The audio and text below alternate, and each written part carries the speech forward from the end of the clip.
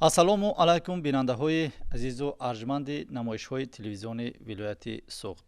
ҳамон тавре ки аз тариқи васоити ахбори омма шумо огоҳӣ доред, санаи 20 июни соли равони 2024 аз ҷониби пешвои муаззами миллат президенти ҷумҳурии тоҷикистон муҳтарам эмомалӣ раҳмон қонуни ҷумҳурии тоҷикистон дар бораи танзими ҷашну маросим дар ҷумҳурии тоҷикистон дар таҳрири нав ба имзо расид. суҳбати мо ҳам дар барномаи ин соата ба шарҳи муҳтаво, модда ва бобҳои алоҳидаи қонуни мазкур бахшида мешавад. дар суҳбати мо ин лаҳза дар студияи телевизиони вилояти суғд қарор доранд ризозода равшан муҳаммадмирзо, иҷрокунандаи вазифаи мудири шӯъбаи дин, танзими ҷашну маросими мақомоти иҷроии ҳокимияти давлатии вилояти суғд, ҳоҷи ҳусайн мусозода, раиси шӯрои уламои вилояти суғд, зулфинисо раҷабова, досенти донишгоҳи давлатии хуҷанд ба номи академик бобоҷон ғафуров, кенҷаев шӯҳрат юсуфович, номзади илмҳои ҳуқуқшиносӣ, декани факултети ҳуқуқшиносии донишгоҳи давлатии ҳуқуқ, бизнес ва сиёсати тоҷикистон. хуш омадед ба суҳбати ин соатамон дар студияи телевизиони вилояти суғд. ба мо маълум аст ки қонуни мазкур дар навбати аввал соли 2007 қабул шуда буд. пас ба андешии шумо зарурияти дар таҳрири нав қабул шудани ин қонун дар чӣ буд? имрӯз ҷумҳурии тоҷикистон ҳамчун давлати соҳибихтиёр пеш аз ҳама бо роҳбарии пешвои миллат низоми миллии қонунгузории худро ташкил намудааст, ки ин имконият медиҳад ки дар арсаи байналмиллӣ ҳамчун субъекти мустақил, яъне комили ҳуқуқ дар муносибатҳои ҳуқуқӣ иштирок намояд. вобаста аз ин чизе ки шумо дар боло қайд намудед, имрӯз аксарият қонунҳое аст ки муносибатҳои ҷамъиятиро танзим менамояд ва вобаста аз ин бинобар пеш рафтани ҳаёт ва мо бояд қонунгузориро ба ҳаёт мутобиқ намоем. дар замони муосир дар давраи амали худ аз соли 2007 чизе ки ҳоҷи домло гуфтанд, номи қонун ҳам танзими анъана ва ҷашну маросимҳо буд. имрӯз зарурят пеш омад ки парлумони кишвар аз номи қонун тағйирот намуда матни онро ба талаботи замони муосир ҷавобгӯ кунад, зеро ки дар муҳлати амали худ қонун нишон дод ки баъзе ҷойҳои холигӣ, яъне баъзе анъана ҷашну маросимҳои мавҷуд аст ки дар ҷумҳурии тоҷикистон онҳо аз зери танзими қонун берун монданд. масалан мегирем вақте ки қонун дар меъёри худ нишон додааст ки хатнатӯӣ дар доираи оила, аъзои оила баргузор гардад, лекин дар ҷамъият масалан мегирем шаҳрвандони мо хатнатӯиро баргузор намуданд, гарчанде ки қонун қайд намудааст ки бояд соҳиби маърака аъзоёни комиссияро огоҳ намоянд. аз ҳамин нуқтаи назар барои он ки боз ҳам ҳаёти иҷтимоӣ иқтисодии шаҳрвандони мо боло равад, пеш аз ҳама аз нуқтаи назари иҷтимоӣ иқтисодӣ дастгирӣ карда шавад шаҳрвандони мо ва он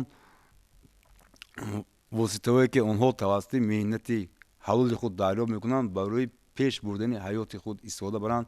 масалан мегирем пеш аз ҳама барои харидорӣ намудани таҷҳизотҳо ё ин ки тақдим намудани тӯҳфаҳо танҳо ба арӯси домод агар онҳоро истифода баранд, ман боварӣ комил дорам ки ин қонуни наве ки бо номи танзими ҷашну маросимҳо моҳи равон бо ташаббуси пешвои миллат ва аз ҷониби парлумони кишвар қабул карда шудааст, ба манфиати халқи тоҷикистон равона карда мешавад ва ҳам аз нуқтаи назари иҷтимоӣ, иқтисодӣ ва ҳуқуқӣ ба манфиати онҳо барои ҳимоя кардани ҳуқуқу манфиати онҳо он равона карда мешавад. ташаккур. акнун ман мехостам ки дар идомаи суҳбат дар алоҳидагӣ моддаҳои алоҳидаи қонуни ҷумҳурии тоҷикистон дар бораи танзими ҷашну маросим дар ҷумҳурии тоҷикистонро, яъне талаботҳои моддаҳои алоҳидаи онро ба самъи бинандагон расонем, ба хусус он моддаҳоеро ки онҷо тағйироту иловаҳо дида мешаванд. албатта дар боби аввал, боби дуюм инҷо сухан дар бораи ҳамон мафҳумҳои асосӣ меравад, яъне мафҳумҳои маросим, ҷашн, доираи амали қонуни мазкур.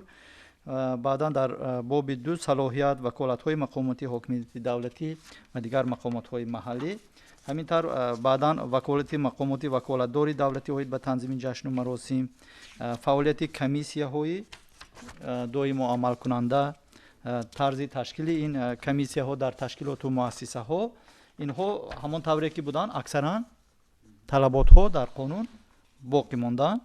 اکنون اینجا به واسطه شروع میکنیم از باب سیمی قانونی مذکور که تنظیم جشن و مراسم نام گرفته است.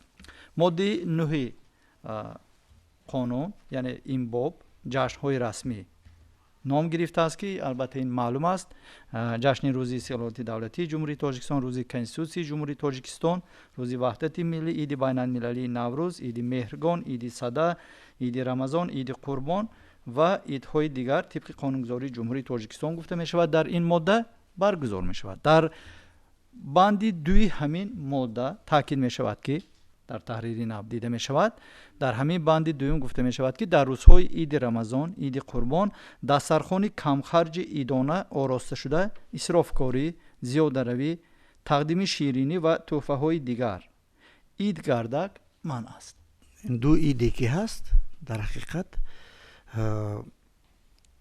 در بعضی منطقه ها این چیز هست. مثلا در روز عید رمضان و عید قربان دستارخوان کردن یا عید گردک مردم از این خانه به آن خانه رفتن، یا که کودک ها از در بدر گشته عید مبارک گفته پول و شیرینی جمع کردن، در جنوب تاجیکستان هست این چیز.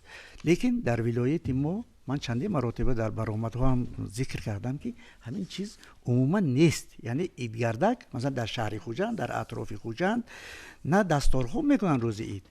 مثلا من نماز میخوانم، بعد نماز عید خوانده راست به خانه میروم، یگان کس دستارخوان نمیکند، یگان کس دری فلانچی برفته ما عید گردک میکنیم یا که عید مبارک با آمدیم گفتگی عادت نیست. مردم فقط بگاهی عید یا پگاهی عید با خاندانی که در آنجا فوت شدگی باشد میروند یک قرآن میخوانند و نه طعام است نه دیگر تشویش زیاد است، عید گردک نیست. بعضی ها میگن که این عید گردک روز شادی است. شرط نیست که روز شادی البته در یک همسایه برفته کودک در بدر مانند تلبندگی کند. دوم آن که در بعضی جاها میگن که اکنون باید روز عید مبارک. شرط نیست که خانه به خانه مردم دستارخانه های زیاد، یعنی همه چیز اسراف میشه بر روز عید. حتی جناب عالی هم چندی مراتب تاکید کردن که همین شب عید الکی در نرخ در بازار تغییر می‌یابد.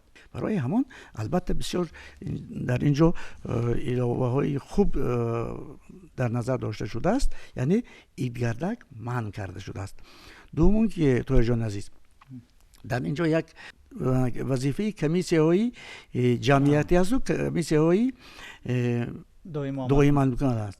در همین ماده یک تغییرات علاوه های نو داخل شدگی هست. در آنجا من کلمه امام خطیبان، سرخطیبان، امام خطیبان، امام های 5 وقته، حتی خادمان دین غیر رسمی، رئیس محله ها وظیفه دار کرده شدن. این چیز در قانون اول نبود. در یعنی در این تغییر و علاوه ها این چیز روز 20 ایون به تصویب رسید. باید ما این چیز رو البته به مردم فهمانیم. خصوصا در اینجا خیلی شما را ممکن در نظر دارید در قانون درباره حج بود، درباره عمره نیز ذکر آن در قانون بود، لیکن تغییر و علاوه هایی که نو داخل شده است در اینجا استقبال حاجیان، در فرودگاه، در دروازه خانه، یا که آرا دادن ماشین ها و استقبال حاجی یا کسی که از عمره آمده است، یا خانه ها را آرا دادن،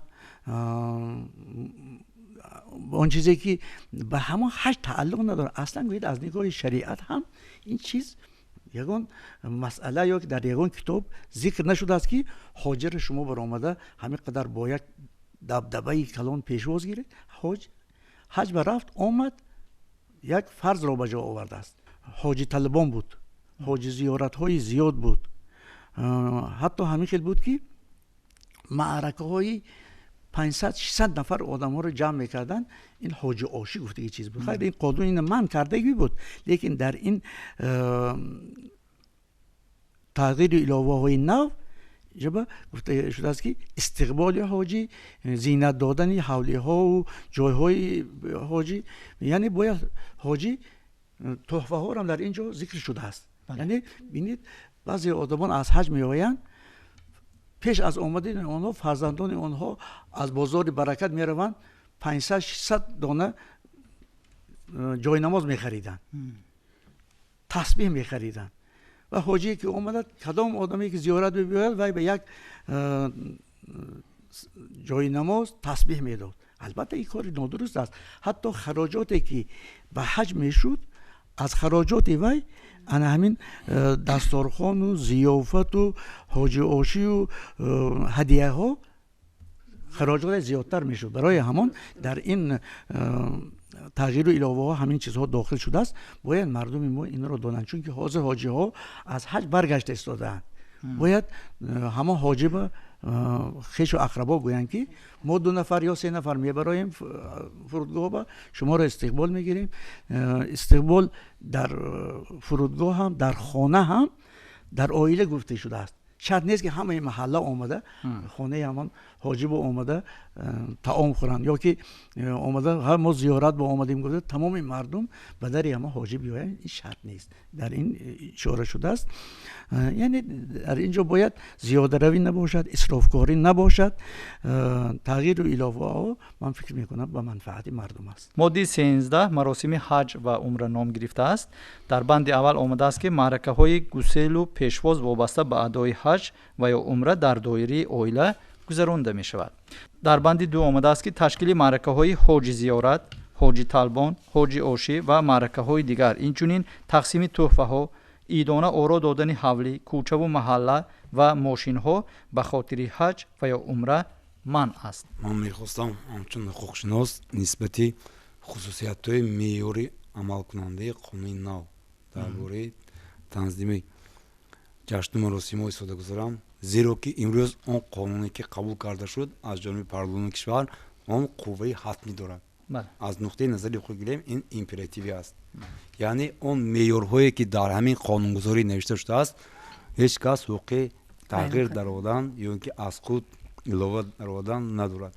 بنابر همین در همین معیارهای قانونگذاری نو بسیار معیارهای منع کننده است.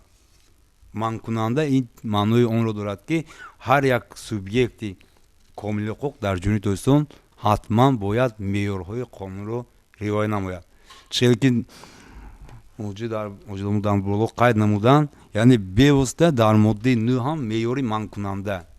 از اینجا برمیاد که کدام سوبیکتی حقوقی همین بند 2 ماده 9 را ویران میکند، وای برای ویران کردن یا رعایت نکردن طلبات قانونگذاری جمهوری اسلامی درباره تنظیم مراسم ها بیوسته به جوابگری ماموری کشیده می شود که در ماده 481 ما امروز میدونیم که کدیس عاید به خیرمخواهی ماموری امروز پارلمان کشور یک چند تغییرات الهه ها رو وارد نموده است.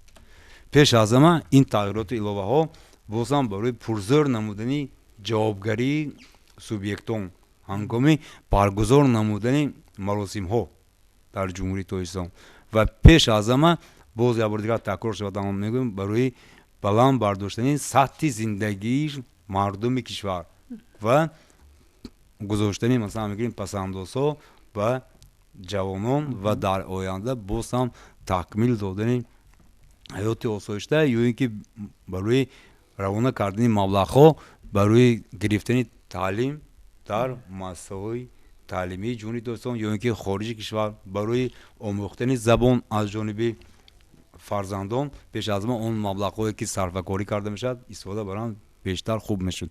و غیر از این در همینجا باز یک چند به مردم کشور قانون نو یک چند خصلت‌های اختیاری نیز داده است.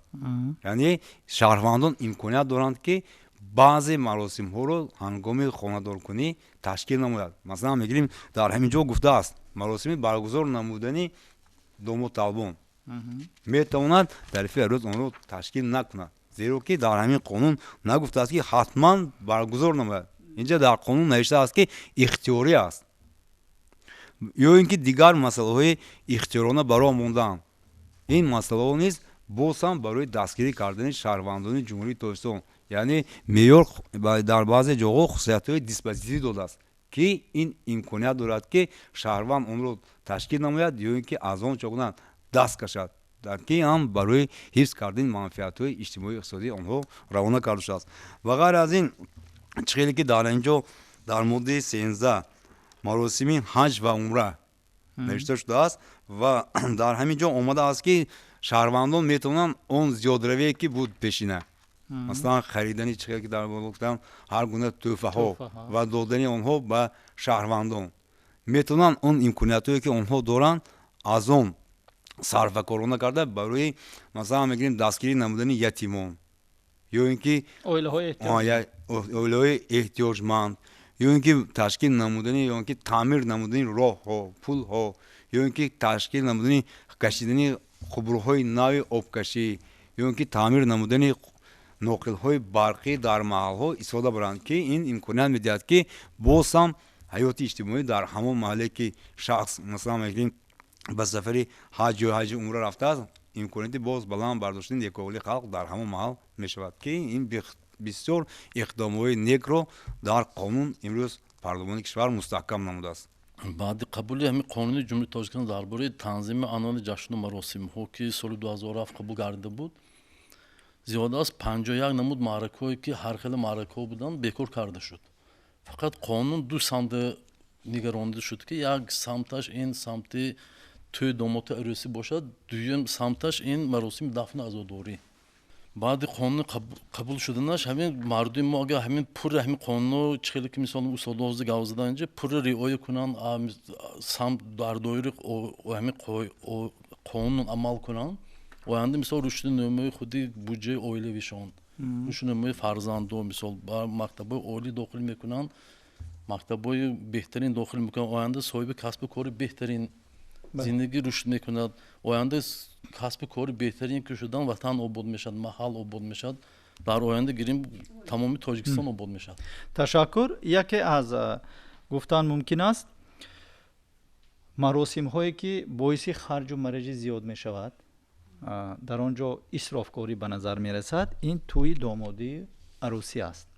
در ماده 12 قانونی مذکور مشخصا ترتیب برگزاری توی دامادی عروسی نشان داده شده است. من میخواستم بعض بندهای این ماده را به سمع بینندگان رسانم و بعدا صحبت را اویدی این موضوع ادامه میدهیم. توی دامادی عروسی با گذرانیدن نه زیاده از 2 معرکه و در دوام نه بیشتر از 2 روز به طور اختیاری با آراستن ضیافت برای تا 150 نفر و دادن آش توی برای تا 200 نفر از حساب هر دو جانب گذرانده می شود. در بند 2 آمده است تشکیل معرکه‌های فاتحه توی، مصلحت آشی، ایدانه بری، صندوق بران، سروپا بینان، جایگشتک، رئیس طلبان، خدا طلبان، نانشکنان، خانه کشان، مادر طلبان، پدر طلبان، رویبینان، مبارکبادی، شهتازان، راهبندان، تقدیم سروپا برای مهمانان طرفها و خیش و تبار داماد و عروس و معرکه های دیگر با توی دامادی و عروسی علاقمند به استثنای تقدیم تحفه ها برای داماد و عروس و پدر و مادر آنها من می باشم.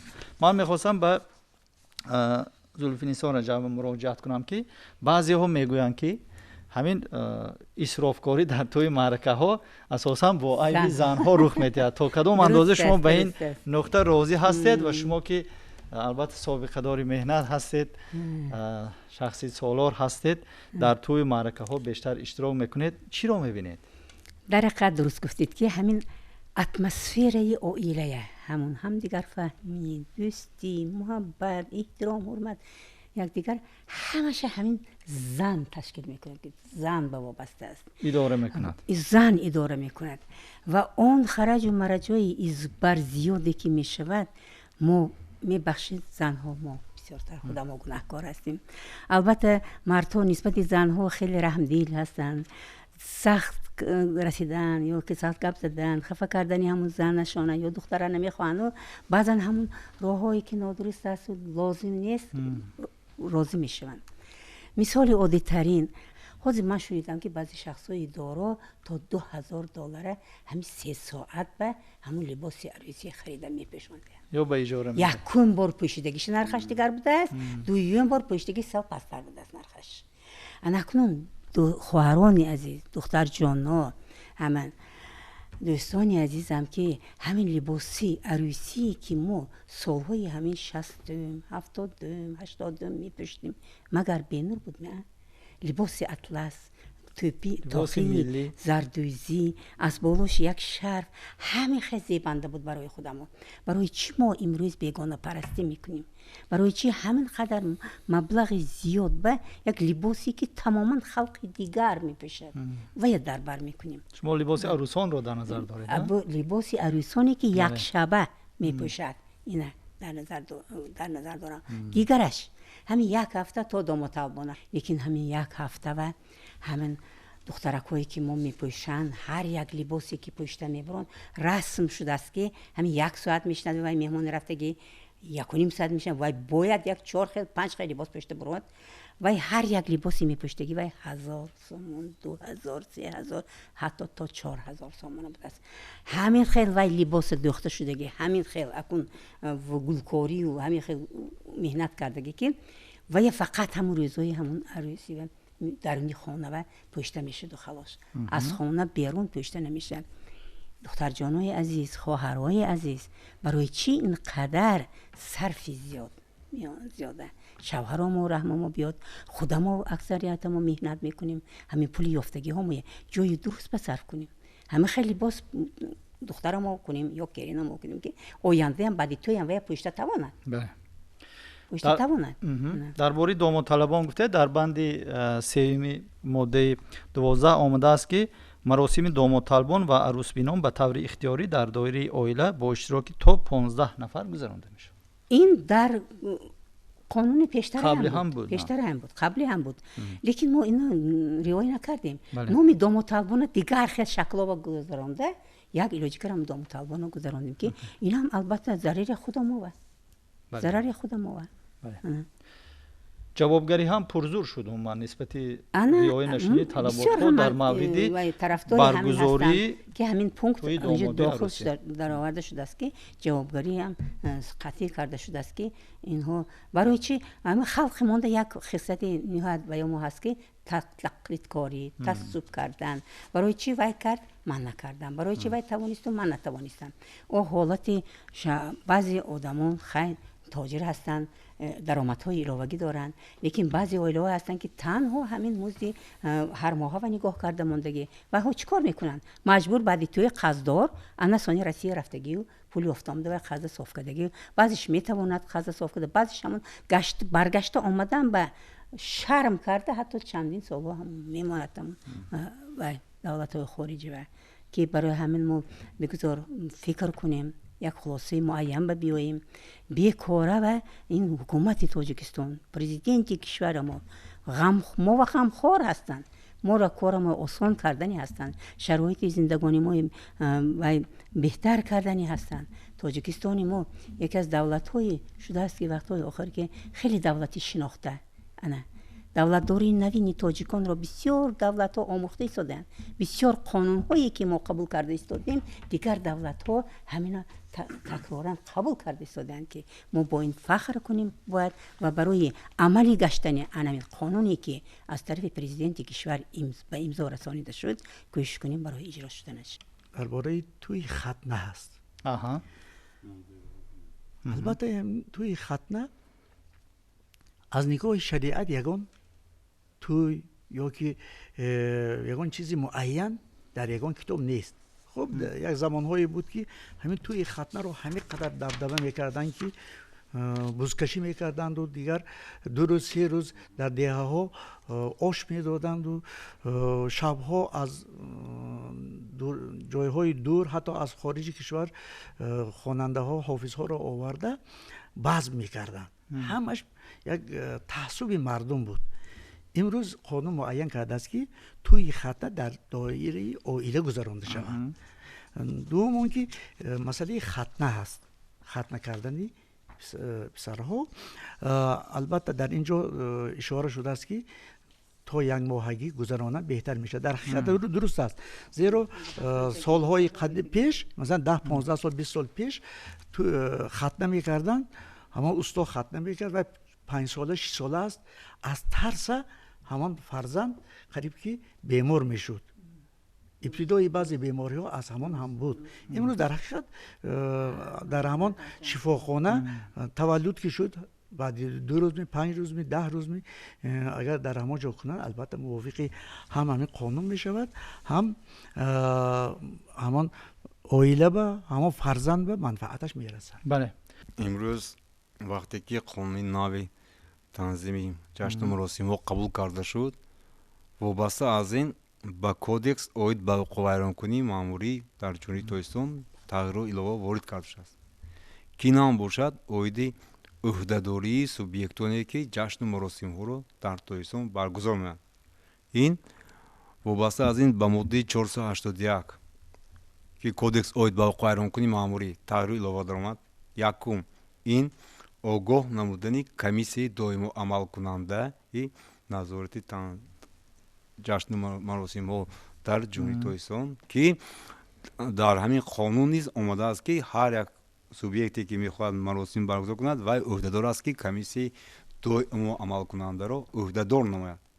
این یک معیاری نو در کودکس اوید با قوایرانکنی ماموری که پارلمان کشور ماهی روان تغییر آورده آمد و برای تنها آگاه نکردن اندازه جریمه از 10 نشاندهنده حساب‌ها هم معین کرده شد.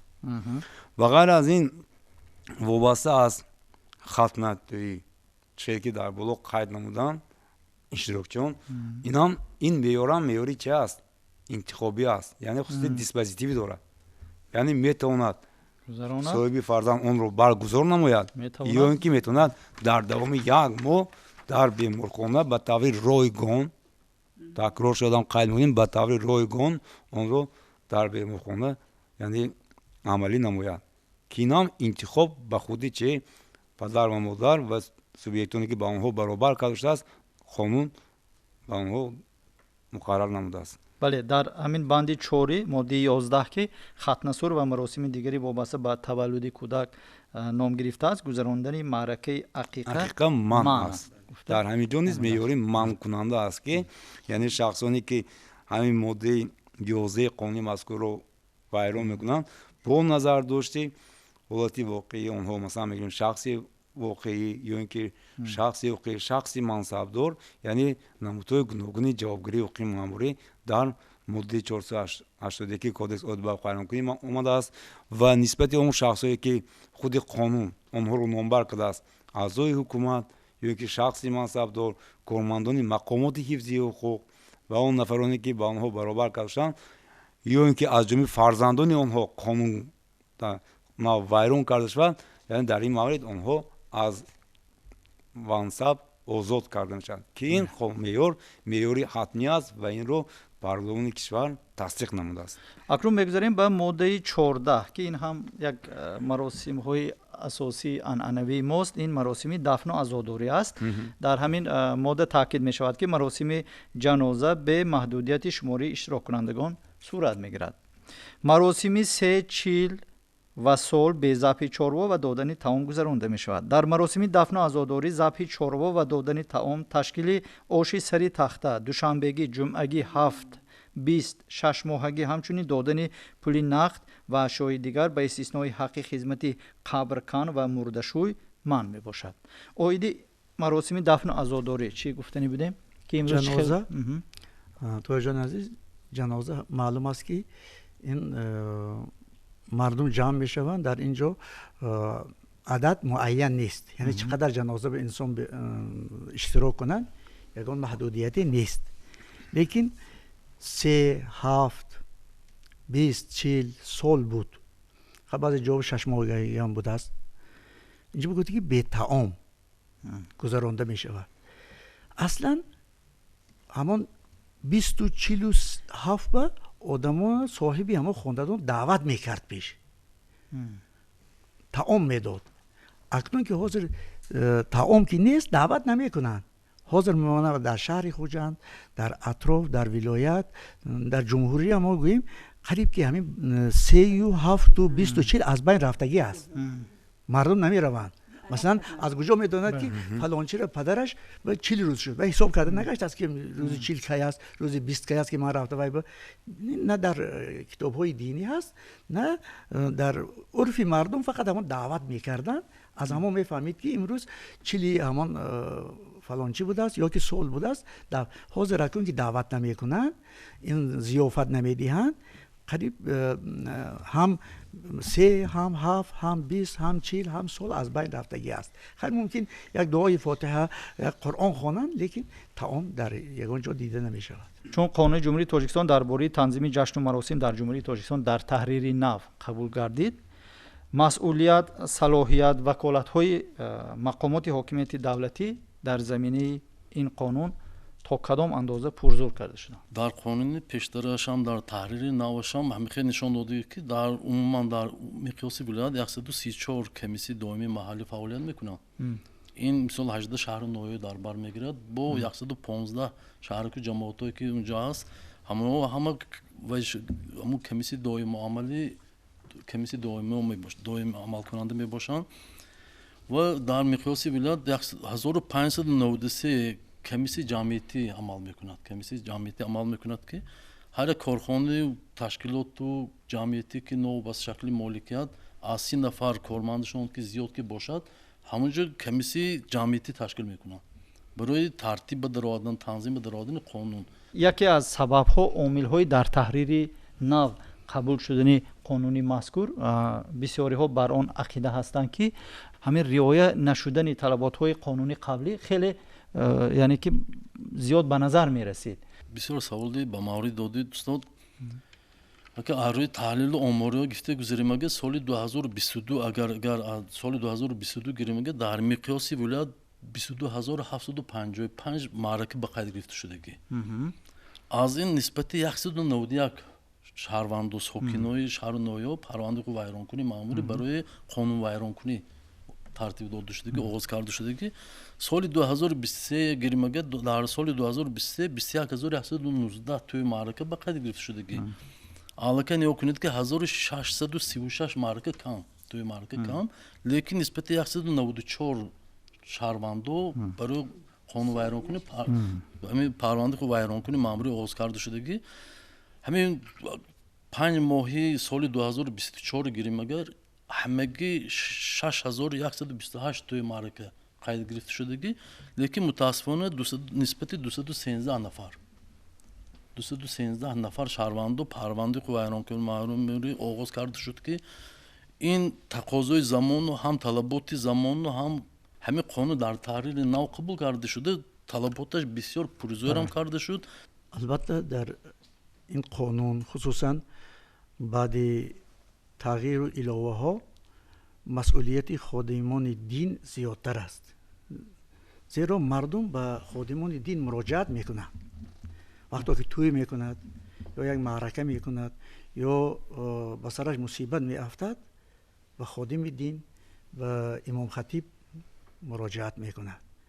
باید ما خادمان دین وقتی که میبینیم و وقت را رعایت نمیکند یا در روزی کاری میخواهد که یک توی معرکه کند، این باید ما با مردم البته فهمانیم این وظیفه خادمان دین است.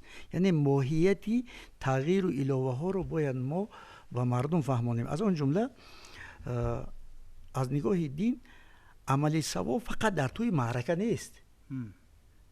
همین فکر را جناب عالی چندی مراتبه در جماعت ها خصوصا در ملاقات جناب عالی با اهل جماعتچگی و خادمان دین در 9 ماه مارت برگزار گردید تاکید کردند، درست تاکید کردند که آدم باید کار ثواب رو معین کند. شریعت معین کرده است فقط خیر و احسان در توی کردن و معرکه کردن و یا حج رفتن و عمره کردن نیست.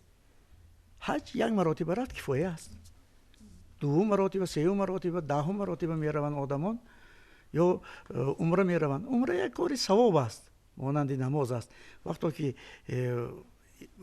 یک بار رفته آمد ثواب گرفت. اکنون دوم سوم مراتبه شرط نیست که مانند سیاحت باز برآمده رود.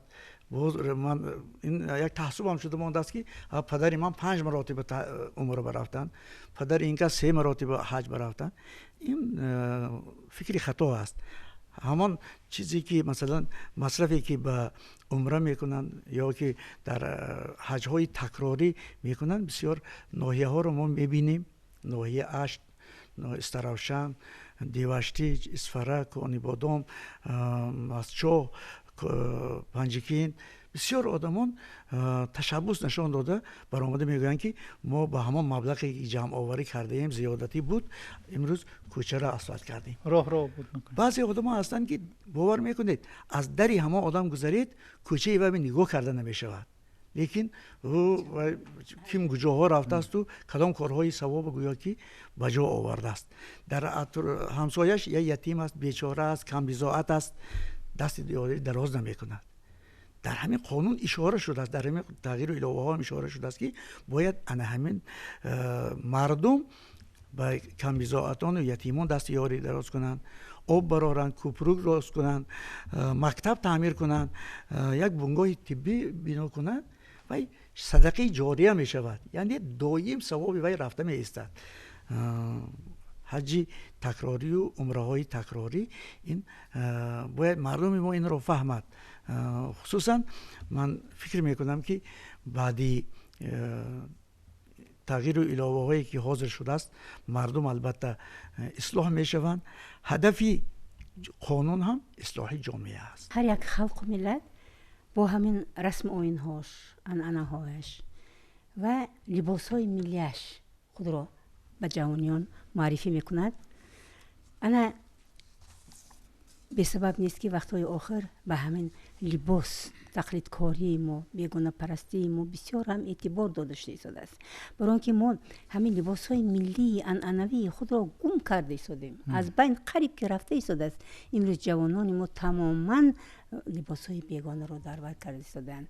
به سبب نیست که از 1 مارس تا 31 می انا تو ما تاجیکانه میپوشیم قرار قبول کرده شد و در همه تشکیلات های مؤسسه های و همان ها کنفرانس های علمی عملی در این باره برگزار گردید و من باری دیگر و بارهای دیگر دعوت میکنم که روی آوریم به لباس ملی خود. در قانون نو بسیار معیارها اوید به عهده‌داری سوبیکتانی که جشن مراسم رو برگزار میکنن آماده است.